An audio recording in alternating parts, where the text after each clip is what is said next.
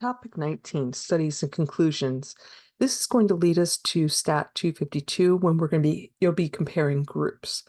But this information is going to wrap up what we've done in Stat 251.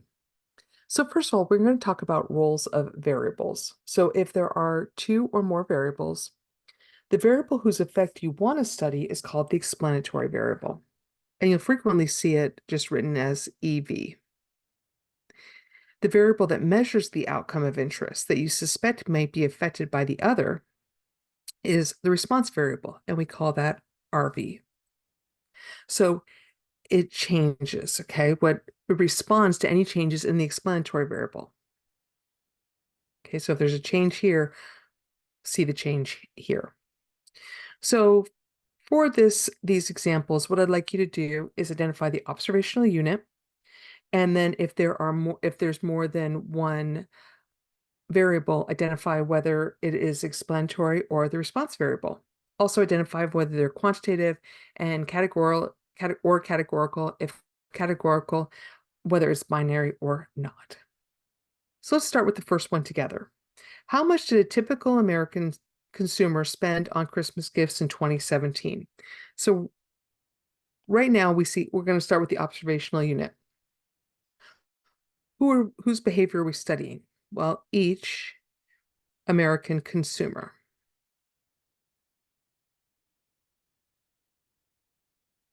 Are there multiple variables? And the answer is no, there's only one variable, and that's amount spent on Christmas presents in 2017. And hopefully that's very clear that that is quantitative in nature. Pause for a moment and see if you can come up with what the observational unit is on the next one. And hopefully you said, oh, the price of the house related to its size. What we're looking at is each house. Now, do we have multiple variables? Yes, we've got a price and we've got size. So one's the explanatory and one's the response. Do you have to identify the explanatory variable first? No. As a matter of fact, I sometimes find it easier to figure out what the response variable is first and then go back and figure out the explanatory variable. I think in terms of like functions, does one predict the other? Okay, so does like if I put in 5 into a function where you have 5x plus 10, your outcome will be 35, okay, if x equals 5. So I think about ins and outs.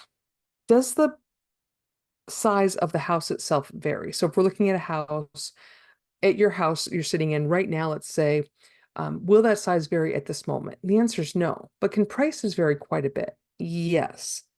So what we're looking is predicting the price, and usually we'll say what the units are, and hopefully you think right away that that's quantitative, is related to the size. That's also quantitative.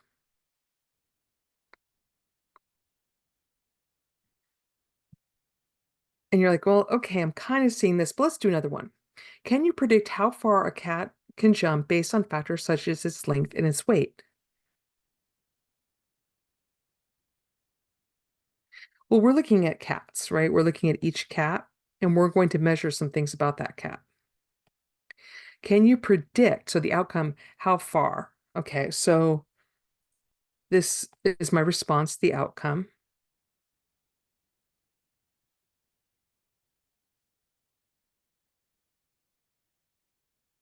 And that's quantitative. Based on factors such as its length, once again, is quantitative, and its weight, once again, quantitative.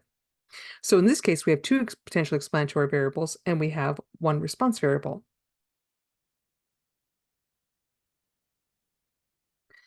Are people more likely to fill in the missing letter in FAI blank with an L if they're given a red pen rather than a blue pen?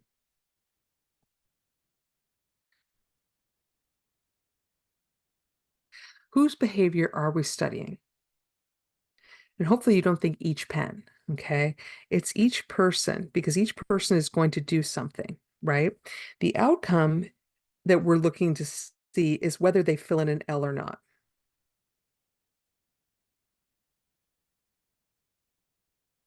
That's categorical and binary, so whether they're going to fill in with an L. But are we looking to see if it explains it? And hopefully think, oh, it's the color of the pen. And that's also categorical and binary because either you have a red pen or you don't, or you have a red or a blue pen. So there's two options there. These just take some practice to get used to. Let's do another one. A researcher used data from the American Time Use Survey to investigate whether high school math teachers tend to spend more time working per day than high school history teachers. We see there are multiple variables, so I'm thinking there's going to be explanatory and a response variable. What are we looking at? Each what? And hopefully you think, well, it's each teacher. What's going to vary from teacher to teacher is what they taught.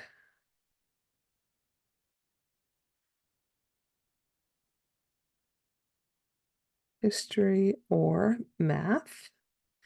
That's going to be categorical and binary because there's only two options. The response in this case is the number of hours worked per day.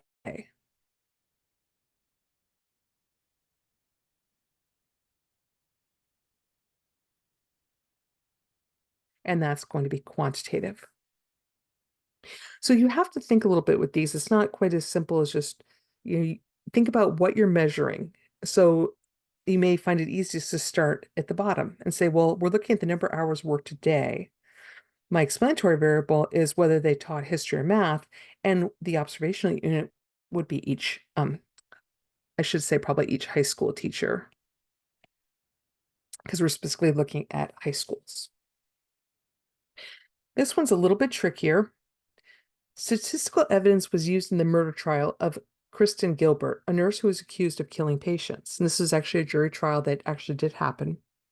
More than 1,000 8-hour hospital shifts were analyzed. Was the proportion of shifts with a death significantly higher for the shifts that Gilbert worked? So once again, we've got multiple variables. Whoops. This in the same order.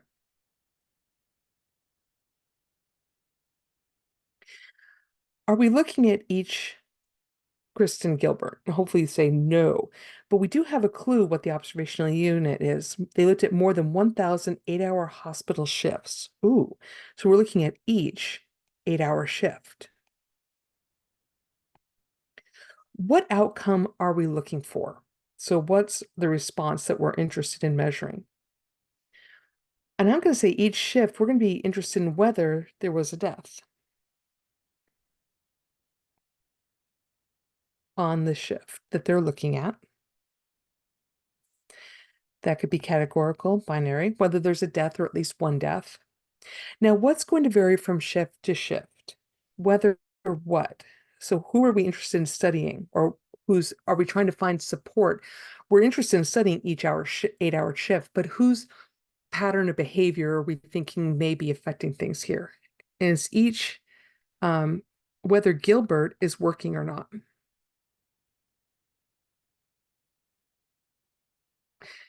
If she's on that shift where is there a higher mortality rate than other shifts? The last one is fairly simple. I'd like you to pause, take a moment, and complete it, and then check your answer.